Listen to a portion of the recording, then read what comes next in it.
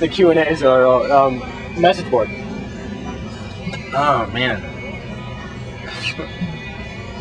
habit. It's like heroin or something, man.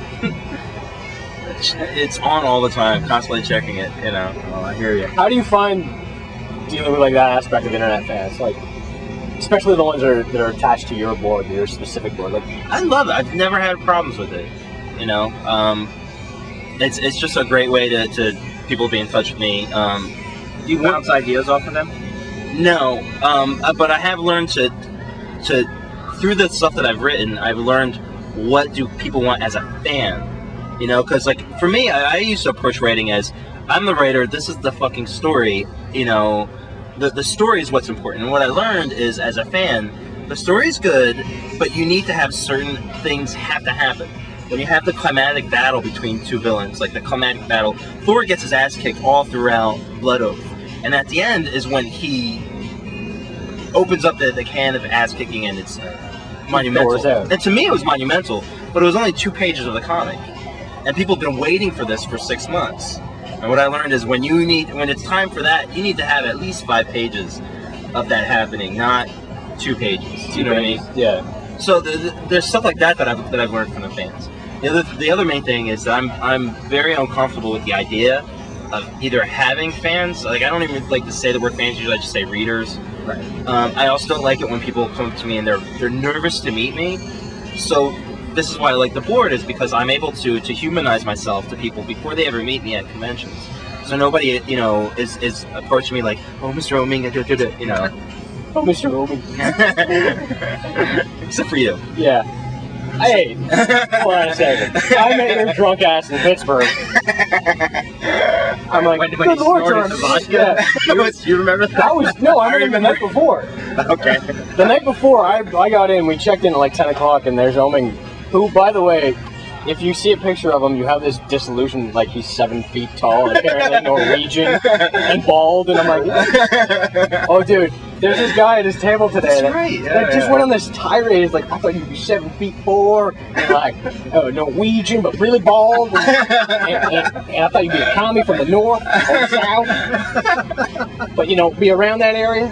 What? And I'm standing there trying to just not talk to this guy because... You know, I was Igor Cordes. What are you talking? But the gem that sort of piqued me up and broke my silence was that he liked X3 over Superman Returns. Yeah, exactly. Now, for a guy that hosts a Superman Returns podcast, bring this argument. You should. I gotta hear this. But it's just gonna make Americans look bad. That's all. You know, not all. Like, we need any more help. Worse. I'll let Bush finish that job. There you go. Thanks. When I met him in Pittsburgh, he was, you know, he's 4.5 feet tall. I'm kidding. He's like 5 shoes. I'm like 5. I'm like 5 feet tall. Yeah, he's 5 feet. But he's very cordial, very nice guy, and gave me this weird look like, you're boss hog.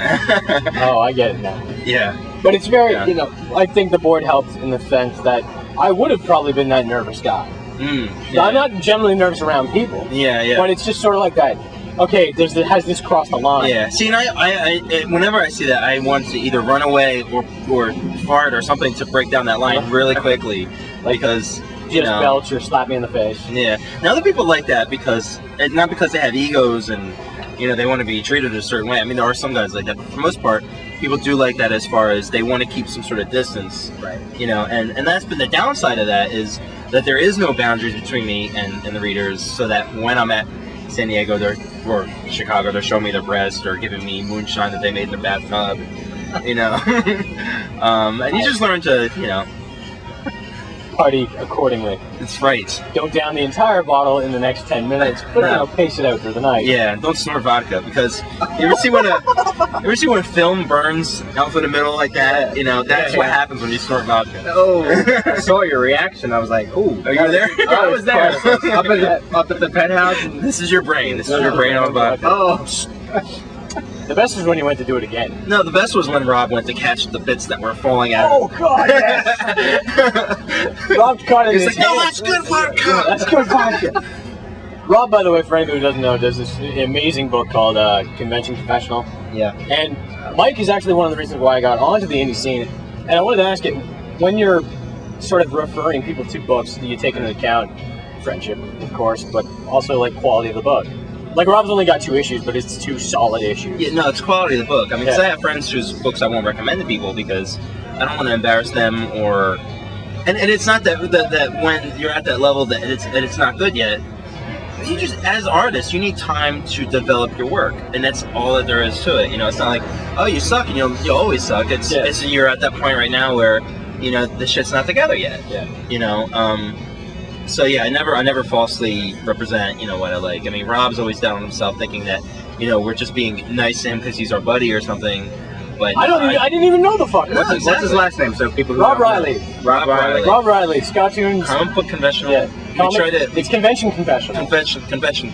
I can't remember. We gotta get the title straight out, and I can't remember his name. Anyway, We're working without the script here. enough about him. Let's talk about me. But no, Rob, we keep trying to tell him to do his book as an internet book, because and I think that's the advantage that the generation has now that I didn't have then, which was you can now do your book online, build an audience before you ever solicit it. You know, before it ever comes out. Like, what was that, PvP? yeah, PvP, Yeah. Penny Arcade, Mhm. Devil's Panties. Yeah, those are books, built an audience first, you know, and then went into the comics form, which we just never had. Hey, I'll take a question back to you. Is it still Michael Avon Oeming, or have you shortened it down to Michael Oeming? No, I keep the Avon in there. I originally started using it because of nobody had heard of Oeming before, so that the name just doesn't stick. You know. Are you kidding? No, seriously, like it was just this unpronounceable. It's the only like O name with an E right next to it. Yeah, everybody thinks it's Oeming or Oeming or Oeming? Oeming is the correct. Wait, you're gonna see? I'm doing this game with some of my interviews. Hold on a second. Properly pronounced. How to properly pronounce games here? I'll make Perez is in there. Here, hold that. Alright. Hold that so you can. Okay. Well, it says Mark Millar, but it is Mark Miller, which I've learned, and I still think it's incorrect. George Perez? What did people say to George Perez? It's George Perez. Accent on the first. Okay, well, yeah. Well, that's an accent. That's different. Well, that's what he says. Okay. I'm not here to correct, by the way. I'm getting everybody's recorded. I believe the correct pronunciation is Sinkowitz. Jesus Christ. I love that reaction. What the hell? He was the artist on Starman. Peter and- Sniper? Okay. Travis, it's not Charest. I know it's not that. Charest. Somebody said it today, and it sounded very, very French and Charest. lofty. It's Charest? Okay. Yeah. Fabian Nicieza. Takashi Miyazawa? Miyazawa, yeah. I read that wrong. Tan Ang Hot? What? Ross is cool. It's great. How many did I get right? Wait, what? Batman's on there?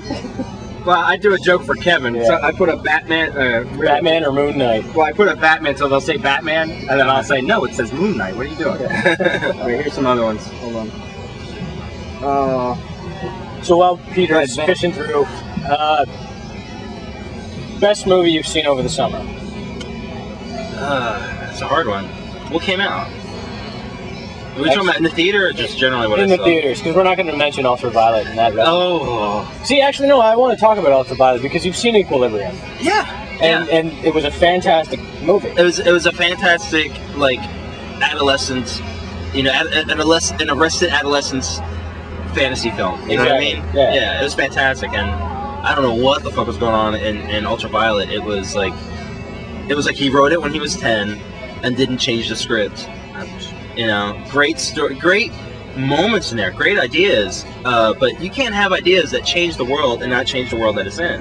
I mean, you have this whole technology built on dimensional space that you can like fit into your pocket and stuff. You know, that